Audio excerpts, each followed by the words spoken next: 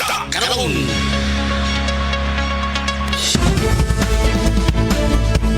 May buntag, may Pasko. Ako Super Edgar Gutierrez. Mga balita karon, isa sa second alarm ang sunog nga migo sa usa ka commercial building sa Dalan Kabahog, Sitio Santo Niño, Barangay Giso, Mandawi City, karong buntag. Nadawat ang alarma sa sunog alas 7:10 na under control alas 7:50 sa buntag. Matod ni FO2 Mark Yagunya, investigador sa Mandawi City Fire Station, nagsugod ang kayo sa ground level sa building di inahimutang ang storage area sa mga styrofoam ug dali mikatap ang kayo sa ubang parte sa edifisyo. Naglisod ang mga bumbero pagsud sa building kay ang window frame ginama sa puthaw. Wa sa binuon makakatap ang kayo sa ubang bahin sa lugar ingon man way kinabuhi nakalas atol sa sunog.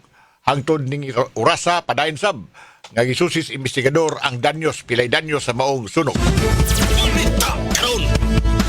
Mihimo og operasyon ang Regional Highway Patrol Unit Region 7 isip kabahin sa anti-carnapping campaign sa North Reclamation Mandawi City. Gigipahunong ang mga sakyanan nga migamit o mga improvised nga mga plate number gaway pagdugot sa LTO. Matod ni Police Lieutenant Colonel Wildemer Chiu, officer in charge sa RPHU 7, ang katuyuan sa operasyon para pagsuta kinsay wa pa makarenew sa rehistro sa sakyanan. Ipasabot ni Lieutenant Chiu nga ang tanan ang ayan musubay sa balaod trapiko. Subay sa dato sa RHPU 7 na naka-impound na silang duha ka sakyanan upat ka mga motor. Naka-issue sab silang 13 ka mga temporary operator's permit, 45 ka traffic citation tickets nga giwarningan o giwarningan sa wow ka mga drivers nga di tabunan og transparent device ang plate number kay kalapasan kini sa balaod sa trapiko. Balita karon. Nagpadayon ng hot pursuit operations kapulisan sa lungsod sa Dalagit.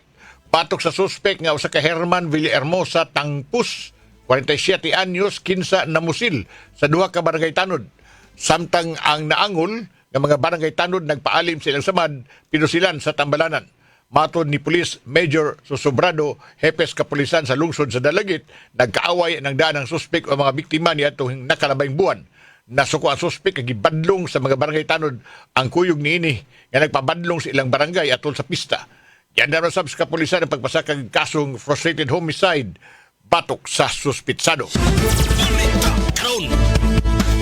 Alas 10:35 na nasikop sa kapulisan sa Subang Dako Police Station usa ka lalaki nga nagupot og armas kalibre 38 nga way lisensya sa baydan lugar ta Subang Dako, Mandawi City. Adasig dinakpan mulupyo sa Barangay Nangka, lungsod sa Konsolasyon. Miangkon sa binuo ng dinakpan nga way kompletong papeles ang armas nga iyang gihuptan. Girespondihan sa kapulisan ang sumbong sa usa ka concerned citizen nga dunay lalaki na maligyag armas nga way lisensya sa ilang lugar. Kadugadawa pa sa kaag kasong dinakpan ug illegal nga paghupot og armas de fuego kasamtangang napriso karon sa Subang Dako Police Station. Balita karon. Nagmahay ang usa ka 17 anyos na lalaki sa salaod nga nahimo nga pagpangawat og duha ka manok ay tatari dito sa Sitio Torre, Barangay Inayawan. Wa makaikya sa matan-on kay nasugatan siya sa tag-iya sa mga hiniktan, wa niya tanawa daan. Miangkon si alias Kinkin.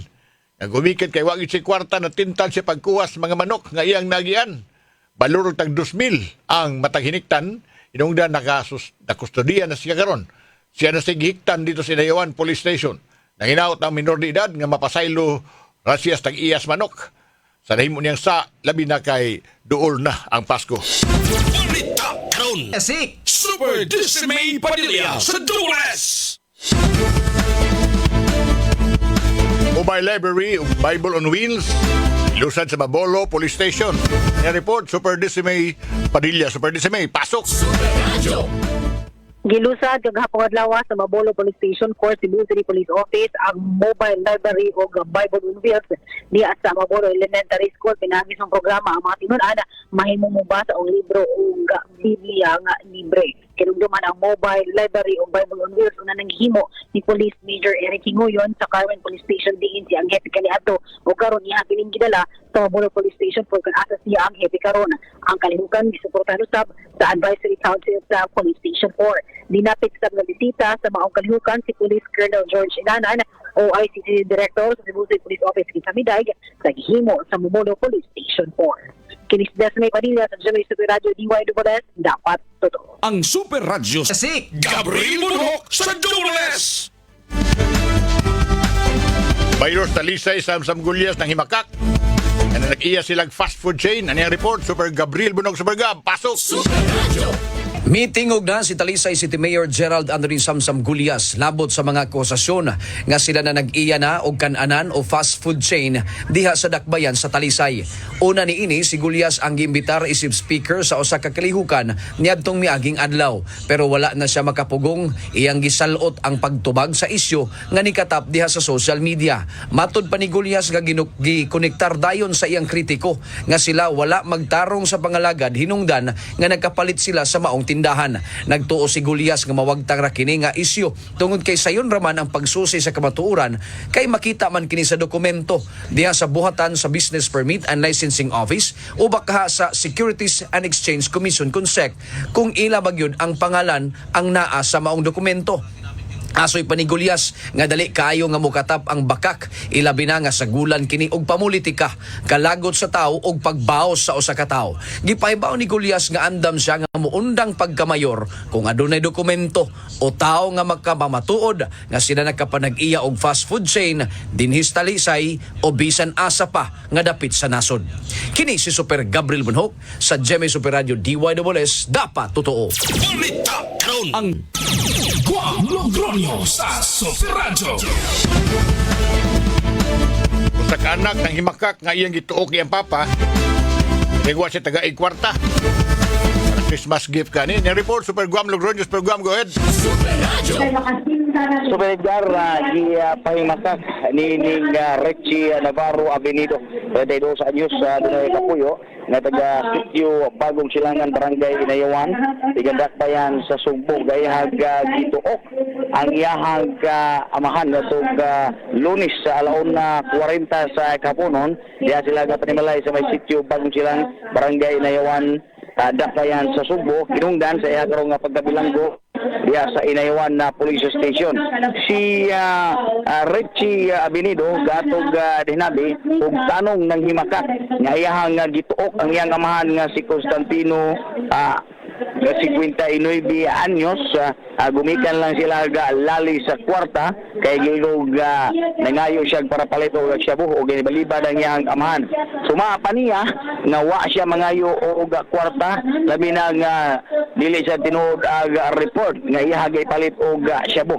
Sumapa niya nga niadtong hingayuna nakainom siya gatahata sa Edgar kinig bino unya diyang nagkainom na siya kanunay sila nga magkabikil sa iyang papa no kaniadto pa sila magsigig away siya gamahan gidunggab daw siya sa iyang papa gamit ang kitchen knife hinungdan iya kining gilihayan makadagang higayon hangtod na gayaga nasagang ug iyang namudmod ang naong nini sa pader ug iyang natuok kini mo eksakto istorya umani ana girespondihan siya apan natinga siya kay diyang gida siya rin sa police station gingong siya naman noon ang gingong naagabyado kay gingong nasuko daw siya kay wa tagaig kwarta ron ipalit og shabu sumapa niya nga doon na siya bisyo nya tagtaw na siya silang nagkaaway sa iyahang amahan gani kini mo ikaduhang higayon nga napriso siya sa Inayawan na police station dinato sa gin-interview kaniadto milabayng mga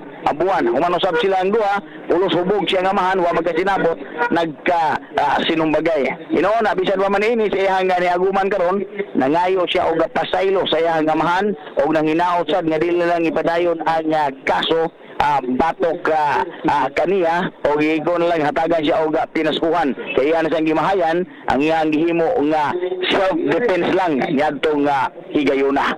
Ini si Guam Logronyo sa GMA DWS Super Radio, dapat totoo. Ang Super Radio. Alang mahal sa Super Radio. Supplemental Budget number 3 gipadali karon ni Mayor Archival sa Sugbo ni report. Super Alan Mahay, Super Alan, pasok. Super Radio. Gipadali ni Mayor Archival sa Local Finance Committee ang pagduso og endorsement kini mga lamigitan sa Supplemental Budget number 3 ngadto sa Konseho sa Nagbiasag mo nagkadidad sa 1.5 billion pesos. Gipasabot nga 500 million mga lamigitan ni gamiton alang mismo sa CCMD samtang 300 million pesos gamito alang mismo sa lot acquisition alang na mga apektado sa nahitabo nga mga demolisyon o uban pa dinhi sa Dakbayan sa Sugbo katukuran sa ilang mga panimalay unya ang sobra may kalamitan gamiton sa rehabilitation neto na laway nga bagyo inguman bonuses arang mismo sa mga kawani sa Cebu City Government. Ato na sa Iran nga agi pakini nga mismo sa Konseho sa Dakbayan sa Sugbo bigat pa himuan pakini og report committee report bikalamitan ni una pakini aprobahan aron mamahimong kwarta madawat sa mga kawani sa Cebu City Government iguman magasto sa reskutan ng mga proyekto nga gilatid ni Mayor Rezar Alcival. Ako sa Alamahayat sa Jimmy Super Radio DYWS dapat ito. Balita karon. Hangtod daw sa sunod higayon ning tulumanon.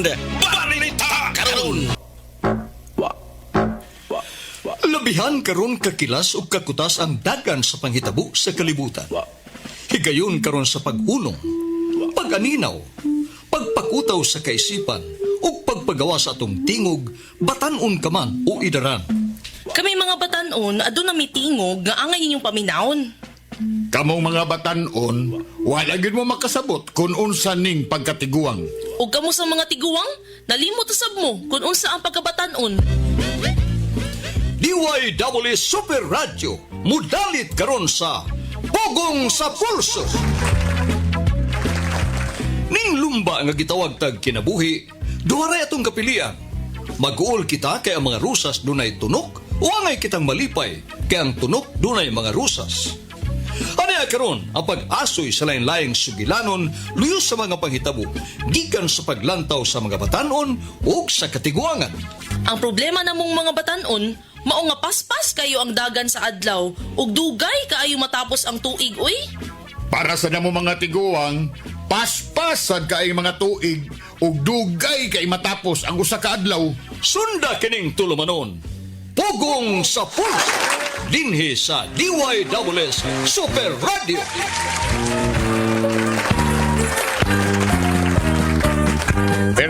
Merry Christmas. Pizza Jess na. Merry Christmas. Kumusta tanan? Kumusta di preparasyon sa kusina, mga misis? 1 hour na lang para alas 12. Ako ba, nabi na mga senior citizen, sa iyo ba na mga on? Papay alas 12, maniud ko na, diba?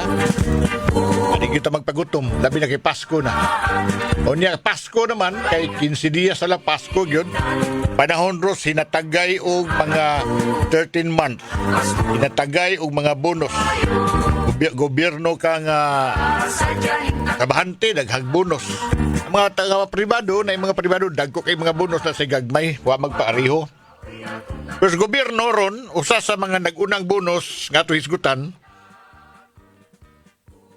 ang paghatag karon ni Presidente BBM og 15% nga total increase sa suhulan karon sa mga MUP kanang military and uniform personnel.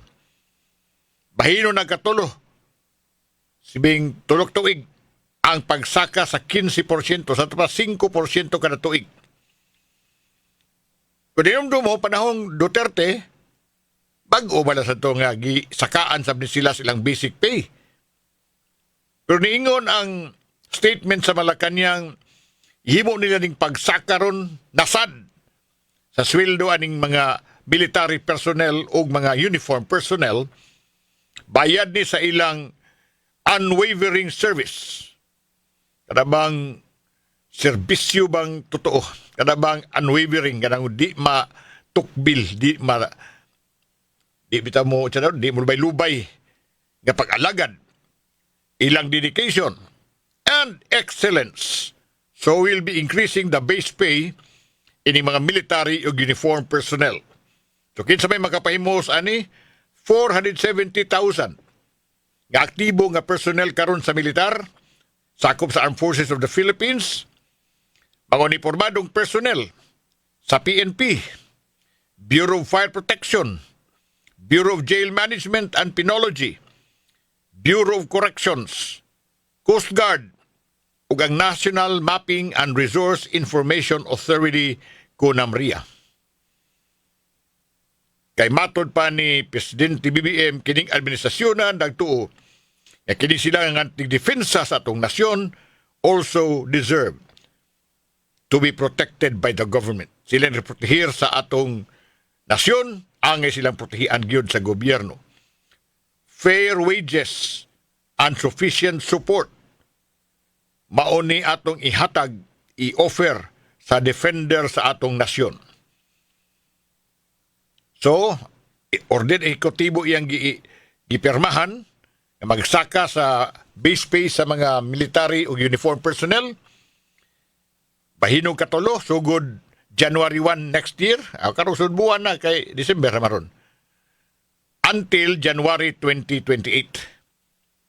Ang sweldo sa MUPs mo sakag 5% sa 2026, saka by 4.75% sa 2027, musakag 4.55% sa 2028.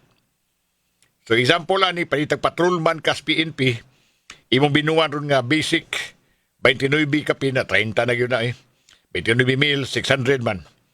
Karon tuiga. So by 2026 dawat kag 31 kapin. Ang basic pay sa 2027 nila police 32,000 na, saka niya to sa 4,000 sa 2028. Kini sa mga patrolman sa PNP. So kinagamyan ang sweldo nila to 34,000 pag-abot sa 2028. Ipasaka sa bang subsistence allowance aning mga military uniform personnel by 350 pesos. Gikan sa 150 lang. Sugod next year, January 1.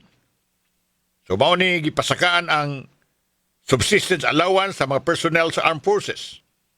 Kaya tanawan ni, matud pa sa presidente, ang atong prevailing economic circumstances. Kinahanglan yun nga i-update nato ang base pay schedule o i-increase ang subsistence allowance ining mga men in uniform pag-ila sa ilang vital role sa nation building and in order to boost their morale o pag-maintain a competent, committed, agile and healthy workforce. Of course, kay sundao ko na, kailangan lagi na, sundao kay kaon, kailangan pagkanon ginagusto. Dinumdum mo panahon ni Duterte in 2018, gidouble niya ang base pay sa entry level sa mga military in uniform and uniform personnel. Ito man to niya panaad niya sa kampanya nga iyang usbawan ang suhols pulis ug mga sundao. Karon kini desisyon ni Marcos to increase the pay of MUP nabutang sa dakong question sa timing kay nining simanaha o sa bilabayng mga simana puwerte kalinugaw o natsapsoy arang-arang natsapsoy tingay kay doon ni tanon o nalinugaw ang mga kalihukan sa gobyerno kay diha tong mga hulga sa pag-overthrow sa iyang gobyerno gumikan sa mga kasibaw sa mga protesta. Kining mga nagumbol o mga init nga mga hunghiyong kalabot sa pag-overthrow sa iyang pamunuan.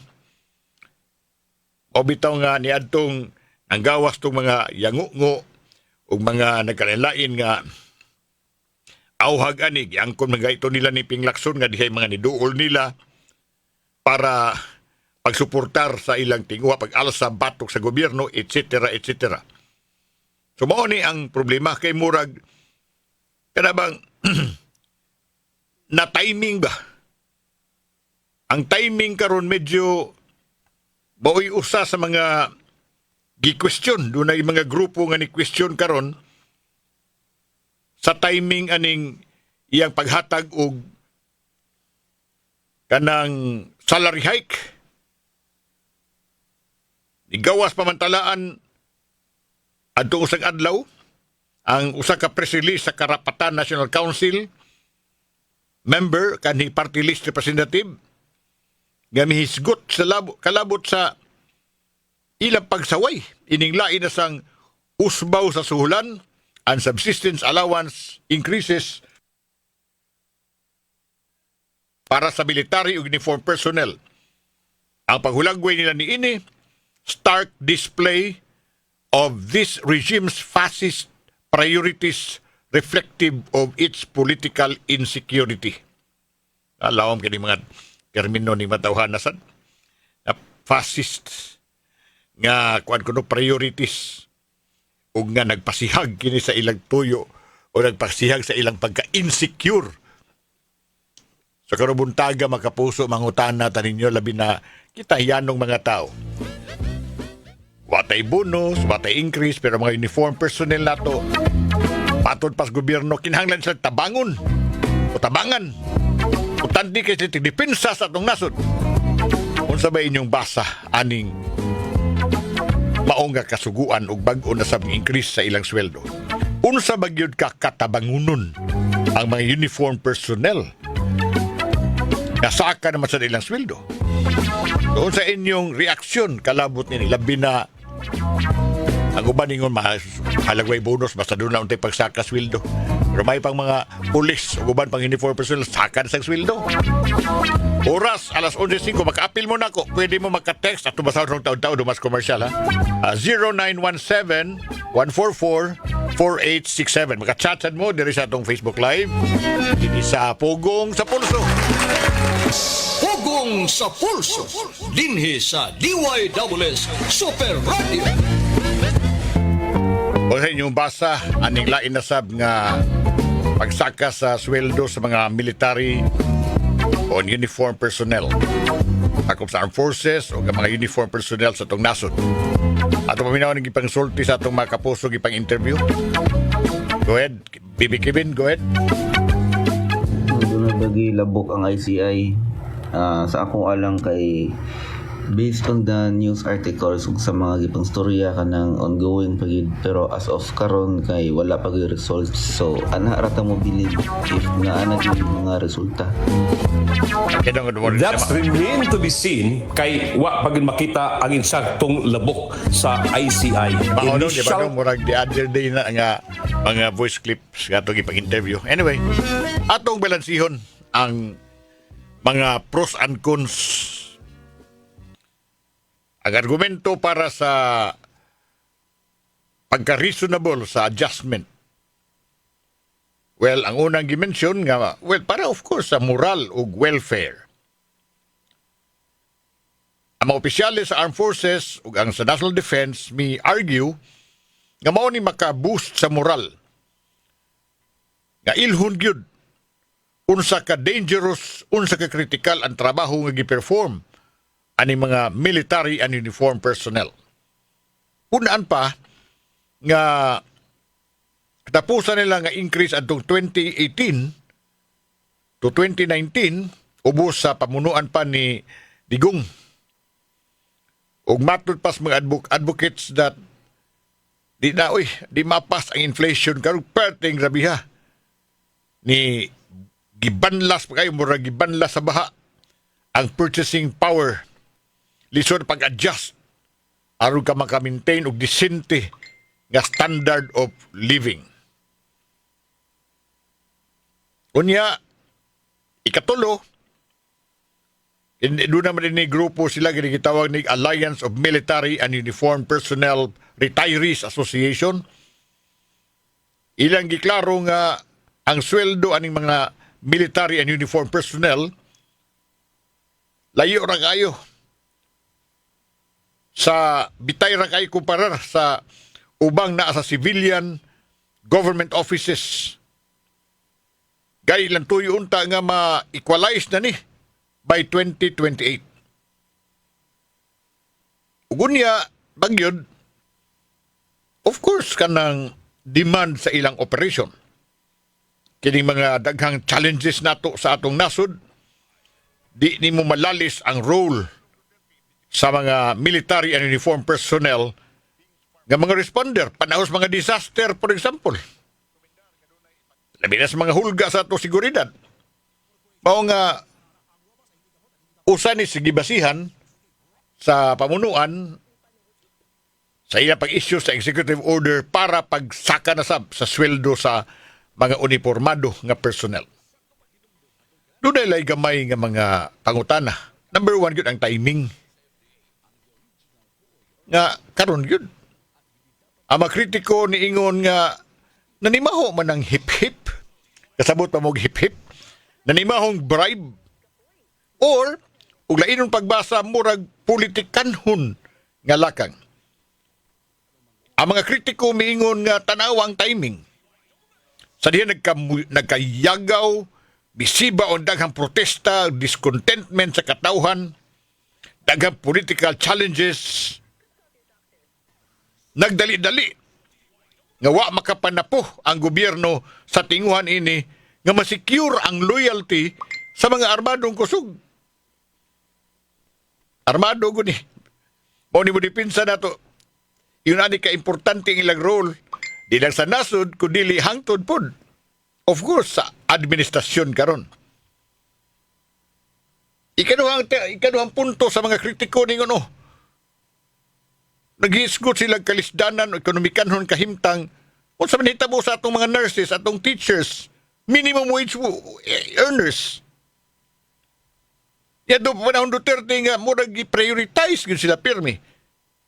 Ang mga magtutudlo, ang mga nurses, sige request para sa pagpasaka sa sweldo, murag wa man sila lingi Uni katulo, murag ka ni technical ni nga butang. Magkapatinga ka, diin kuha as gobyerno, ang pundo ni ini, specifically kay, di ba napanday naman nilang balaod para sa budget? Asan na i-source na? Especially kung kanang magpagawas ng budget, bisan unsa nga gasto as gobyerno, debatihan man ng maayos kongreso. Sumaw na ang kanabang pagtimbang-timbang nato nga murag dunay perception nga doon na gipaburan. Nganong, unsa man, tungod ba kay nagdanas lag armas? Kinahanglan gyud nga sila tag-asod og sweldo? Nganong unequal man para sa taga-gobyerno ni Bongbong Marcos ang ilang pagtanaw sa nanerbisyo diha sa atong kagamhanan. Oras na to, 20 minutes. Pugong sa pulso, dinhi sa DYWS sa Panghuna-Huna! Panghuna-Huna! Panghuna-Huna! Ang maka-benefit aning latest nga executive order sa presidente mao kapin sa 470,000 ka-aktibo nga military personnel sa AFP ug uniformadong personnel sa PNP, Bureau of Fire Protection, Bureau of Jail Management, Bureau of Correction, Philippine Coast Guard ug National Mapping and Resource Information Authority. Kay matod sa Malacañang, necessary and long overdue na ang magpasaka sa suhulan ini mga sundao ug pulis. Uwat tuyo sa ini maong pagpasaka sa ilang moral sa maong mga sundao labi na kadto na destino sa mga lugar nga dunay kasamok. Kadiyot, di ba nato ma-question ang timing aning kalit-kalit nga usbaw sa ilang sweldo?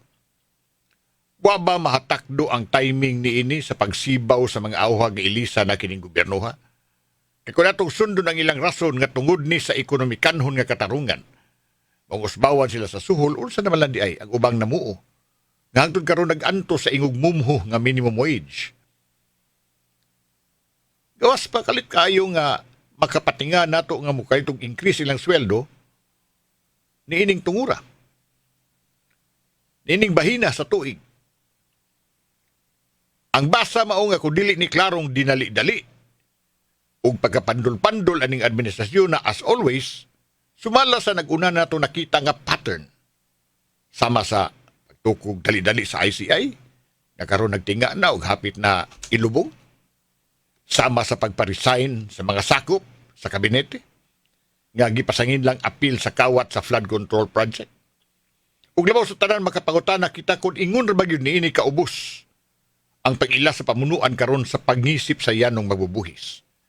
Gabi sa kung sao nilang paganyar o pagpangitag justification o rason alang ning pagsaka sa sweldo sa armadong kusog, klaro kayo. Nga sa kinaraan pagpakasulti ng labaw ang hapslip, migimaw ang kaklaro sa pagkadakong suborno o hip-hip aning swelduha. Para lang pagsiguro nga di sila balihon pagtion sa armas aning magisilduhan o giarmasan sa itong nasod aron unta paghatag seguridad o pagdefensa sa itong katawhan nga karon. Maunasab ang ilang giululuhan o ilang giamaman. Panghuna-huna! Panghuna-huna! Panghuna-huna! Top kinalasun si Imedya. Kapuso, salamat. Maging uban, ugma, uban punta ha. Uibis, ugma. At Merkulis man deron. Hala. Enjoy your Christmas nga holidays. Apit ng Pasko, 15 dias na lang. Naot nga lagsik taway magkakakulis panglawas. Kay Super Edgar Gutierrez, wala ko Super Julius Malinaw. Isa itong Master Control, Kevin Jones ang ako PA. Salamat, maayong udto, may pagpaniudto, ang tunugma sa Hugong sa Pulso. Hugong sa puso.